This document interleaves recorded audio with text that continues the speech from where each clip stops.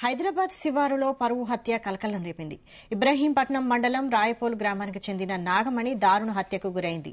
Hayathnagar పిఎస్లో constable గా పనిచేస్తున్న నాగమణి తన గ్రామస్తుడు శ్రీకాంత్తో కులాంతర ప్రేమ వివాహం చేసుకుంది. ఇవాళ ఉదయం తన ఎలక్ట్రికల్ స్కూటీపై విధులకు హాజరయ్యేందుకు హయత్నగర్ పిఎస్కు వస్తుండగా ఆమె సోదరుడు పరమేశం కారుతో వెంబడించాడు.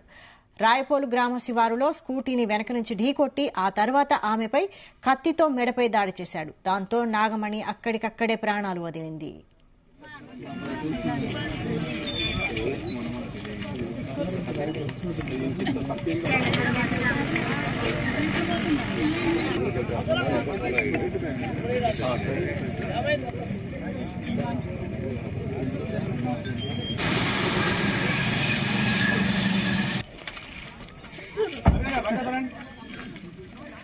इधर लटू डाल दिए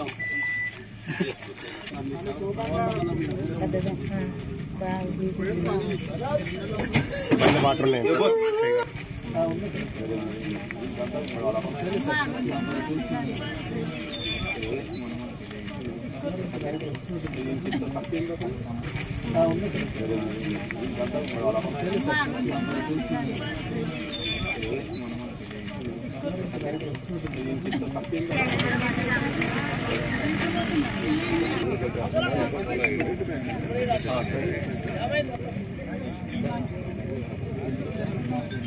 ఈరోజు రాయపూల్ లిమిట్స్ లో ఒకటి ఉమెన్ ని హత్య చేయడం జరిగింది.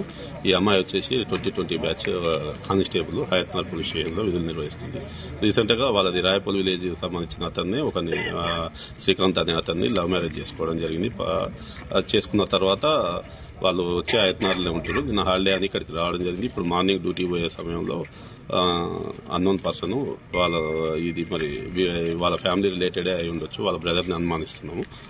ఫర్దర్ గా వాళ్ళ బ్రదర్ ని పట్టుకున్నాక దాని ఇన్వెస్టిగేషన్ మళ్ళీ కంప్లీట్ చేస్తామండి. హయత్నగర్ పోలీస్ స్టేషన్ లో పనిచేస్తుంది. కత్తితోటి మెడ మీద నరికి చంపేసారు. ఫర్దర్ గా పోస్ట్ మార్టం అవన్నీ అయిపోయినాక ఫర్దర్ గా డీటెయిల్స్ అప్డేట్ చేస్తాం. ఈరోజు రాయపూల్ లిమిట్స్ లో ఒకటి ఉమెన్ ని హత్య చేయడం జరిగింది. ఈ అమ్మాయి వచ్చేసి 2020 batch constable Hayathnagar police station లో విధులు నిర్వహిస్తుంది. రీసెంట్ గా వాళ్ళది రాయపూల్ విలేజ్ సంబంధించిన అతన్ని శ్రీకాంత్ అనే అతన్ని లవ్ మ్యారేజ్ చేసుకోవడం జరిగింది. చేసుకున్న తర్వాత వాళ్ళు వచ్చి హయత్నగర్లో ఉంటారు. నిన్న హాలిడే అని ఇక్కడికి రావడం జరిగింది. ఇప్పుడు మార్నింగ్ డ్యూటీ పోయే సమయంలో అన్నోన్ పర్సన్ వాళ్ళ ఫ్యామిలీ రిలేటెడ్ అయి ఉండొచ్చు. వాళ్ళ బ్రదర్ ని అనుమానిస్తున్నాము. ఫర్దర్ గా వాళ్ళ బ్రదర్ ని పట్టుకున్నాక దాని ఇన్వెస్టిగేషన్ మళ్ళీ కంప్లీట్ చేస్తామండి. హయత్నగర్ పోలీస్ స్టేషన్ లో పనిచేస్తుంది. కత్తితోటి మెడ మీద నరికి చంపేసారు. ఫర్దర్ గా పోస్ట్ మార్టం అవన్నీ అయిపోయినాక ఫర్దర్ గా డీటెయిల్స్ అప్డేట్ చేస్తాం. హైదరాబాద్ శివారులో జరిగిన పరువు హత్య కలకలం రేపింది. దీనిపై మరిన్ని updates crime bureau chief Raviteja అందిస్తారు. రవితేజ.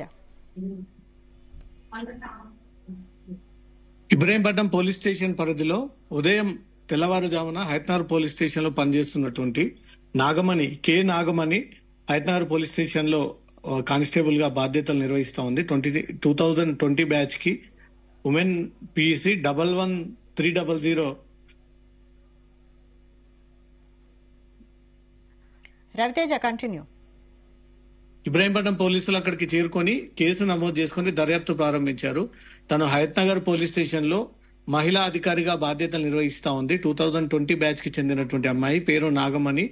11300 నెంబర్ కి చెందినటువంటి మహిళా కానిస్టేబుల్ అంటూ కూడా గుర్తించి తను రీసెంట్ గా ఇబ్రహీంపట్నం రాయపోల్ కి చెందినటువంటి ఒక వ్యక్తి శ్రీకాంత్ అనే ఒక వ్యక్తితోటి ప్రేమించి ఇంటర్ క్యాస్ట్ వివాహం చేసుకుంది. ఈ రోజు ఉదయాన్నే 8:20 ప్రాంతంలో తన ఎలక్ట్రిక్ స్కూటీపై కూడా తను రాయపోల్ నుంచి వెళ్తూ ఉండగా తన బ్రదర్ ఎవరైతే పెళ్లి చేసుకున్నటువంటి బ్రదర్ పరమేశ్ తనను వెనక నుంచి ఫాలో అయ్యి కారుతో స్కూటీని ఢీకొట్టి అమ్మాయి కింద పడినటువంటి వెంటనే కత్తితో దాడి చేశాడు. మెడ భాగాన ఎక్కువగా ఈ కత్తిపోట్లు గురవ్వడంతో ఈ మహిళా కానిస్టేబుల్ నాగమణి అక్కడికక్కడే మృతి చెందింది అంటూ కూడా అటువైపుగా వెళ్తున్నటువంటి వాహనదారులు ఇబ్రహీంపట్నం పోలీసులకు ఫిర్యాదు చేయడంతో పోలీసులు అక్కడికి చేరుకొని అన్ని క్లూస్ ని పరిశీలించిన తర్వాత అమ్మాయి హత్య చేయడానికి గల కారణాలు ఏంటనే దానిపై కూడా పూర్వాపరాలు పాత రికార్డ్స్ అన్ని కూడా బయటికి తీయగా తను మొదట ఒక వివాహం చేసుకుందని, ఆ విడాకులు సాంప్రదాయబద్ధంగా తీసుకొని రెండో వ్యక్తి శ్రీకాంత్ రాయపూల్ కి చెందినటువంటి వ్యక్తిని వివాహం ఆడింది.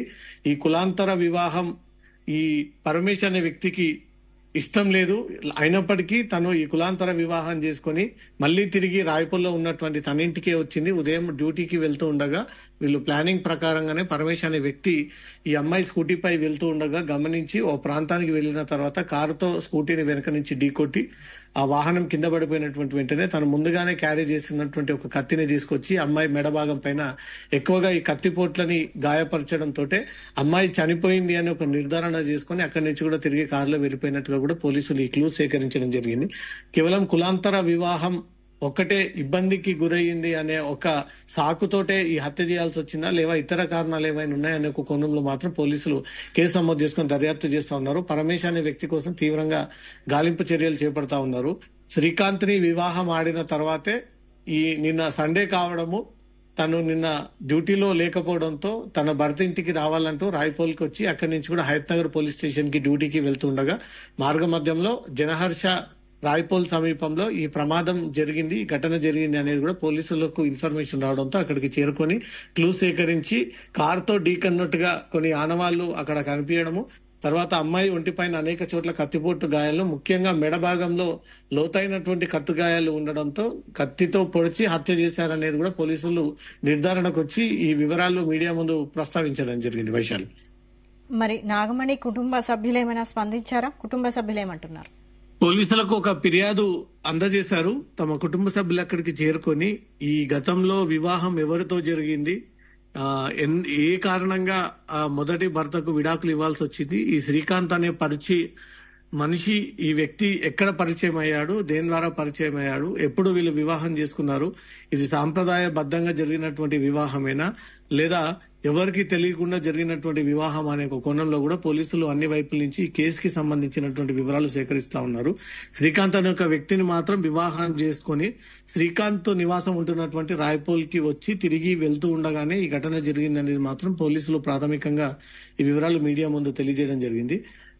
ఈ హత్య వెనుక ఇంకేదైనా అనుమానాలు గాని ఇంకా ఏదైనటువంటి కులాంతర వివాహాలు కాకుండా ఇంకితర ఏ కారణాల చేత ఈ హత్య జరిగి ఉండవచ్చు అనేది కూడా పోలీసులు పరమేశ్ అదుపులోకి తీసుకొని అతన్ని విచారిస్తే అన్ని వాస్తవాలు వెలుగులోకి వస్తాయనేది మాత్రం పోలీసులు చెప్తా ఉన్నారు. పోలీసులకు ఒక ఫిర్యాదు అందింది.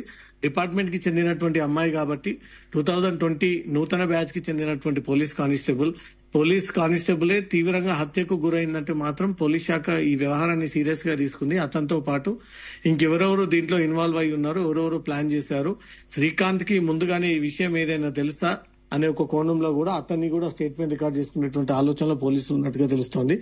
డెడ్ బాడీని రాయపూల్ మెయిన్ రోడ్ నుంచి పోలీసులు రికవరీ చేసి ఇబ్రాహీంపట్నం గవర్నమెంట్ హాస్పిటల్ కి తరలించడం జరిగింది.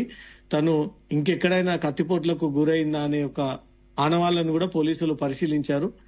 స్కూటీపై వెళ్తూ ఉండగా మాత్రం వెనక నుంచి ఢీకొట్టినటువంటి అక్కడ ప్రత్యక్ష సాక్షులైతే ఈ విషయాన్ని పోలీసులకైతే తెలియజేశారు.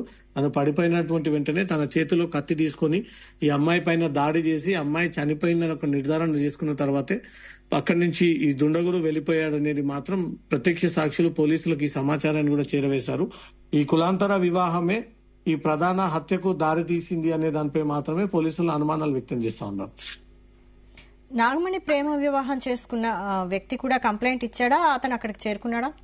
శ్రీకాంత్ ని పోలీసులు సంప్రదింపులు చేశారు. శ్రీకాంత్ ప్రస్తుతం ఈ చనిపోయినటువంటి ఘటనా స్థలానికి అయితే చేరుకొని తను పెళ్లి చేసుకున్నటువంటి భార్య నాగమణిని కూడా పరిశీలించి అక్కడి నుంచి ఆ డెడ్ బాడీని తరలించడం జరిగింది. శ్రీకాంత్ ఇచ్చేటువంటి స్టేట్మెంట్ ఇప్పుడు కీలకం కాబోతోంది. ఎందుకంటే గతంలో ఈ అమ్మాయికి వివాహం జరిగినటువంటి విషయం తెలుసా తెలియదా, తెలిసి విడాకులు జరిగింది, అంత క్లియర్ అయిపోయిందనే తను వివాహం చేసుకోవడానికి ఈ ప్రయత్నాలు చేసి వివాహం చేసుకున్నాడా అనే దానిపై కూడా శ్రీకాంత్ ఇచ్చేటువంటి స్టేట్మెంటే కీలకం. లేదా గతంలో ఈ నాగమణి అమ్మాయి ఏదైతే యువకుని వివాహం చేసుకుని విడాకులు కోరిందో దానికి ప్రధాన కారణాలు ఏంటి, ఎందుకు విడాకులు తీసుకోవాల్సి వచ్చింది అనే దానిపై కూడా పూర్వపరాలన్నీ కూడా పోలీసులు బయటికి తీయాల్సి ఉంటుంది. ఆ వివరాలన్నీ కూడా సేకరిస్తా ఉన్నారు. శ్రీకాంత్ కూడా తాము ఇష్టం లేకపోయినా వివాహం చేసుకున్నప్పటికీ కొన్ని రోజుల తర్వాత ఇరు కుటుంబాలు కూడా పూర్తిగా మర్చిపోయారు, అందరూ కలిసి ఉంటున్నారు, ఇంకా ఏ వివాదం లేదు అనుకున్నటువంటి క్రమంలోనే తన ఇంటికి వచ్చి తిరిగి వెళ్తుండగా ఈ ప్రమాదం జరిగింది అనే విషయాన్ని కూడా పోలీసులకు తెలియజేశాడు. శ్రీకాంత్ కి తెలియకుండానే ఈ హత్య జరిగింది అనే దానిపై మాత్రమే పోలీసులు భావిస్తా ఉన్నారు. అతని స్టేట్మెంట్ కూడా కీలకం. గతంలో అమ్మాయి చెందినటువంటి వివాహం విషయం తెలిసిందా లేదా, తెలిసే పెళ్లి చేసుకున్నాడా లేదా, ఈ పరమేశ్ అనే వ్యక్తి ఎందుకింత కోపం పెంచుకొని ఈ తన శ్రీకాంత్ భార్యని చంపాలనుకున్నాడు అనే దానిపై కూడా పోలీసులు అతన్ని అదుపులోకి తీసుకొని అనేక వైపుల నుంచి అతన్ని క్వశ్చన్ చేసి అతనికి ఇంకెవరైనా సహకరించి ఆ కారు అతనిదేనా, కత్తి తీసుకొచ్చి చంపేటువంటి కక్ష కోపం ఎందుకు పెరిగింది పరమేష్ అనే దానిపై కూడా పోలీసులు అతను అదుపులోకి తీసుకొని విచారిస్తే అన్ని వాస్తవాలను కూడా వెలుగులోకి వచ్చేటువంటి ఛాన్స్ ఉంది. Vaishali right right Raviteja.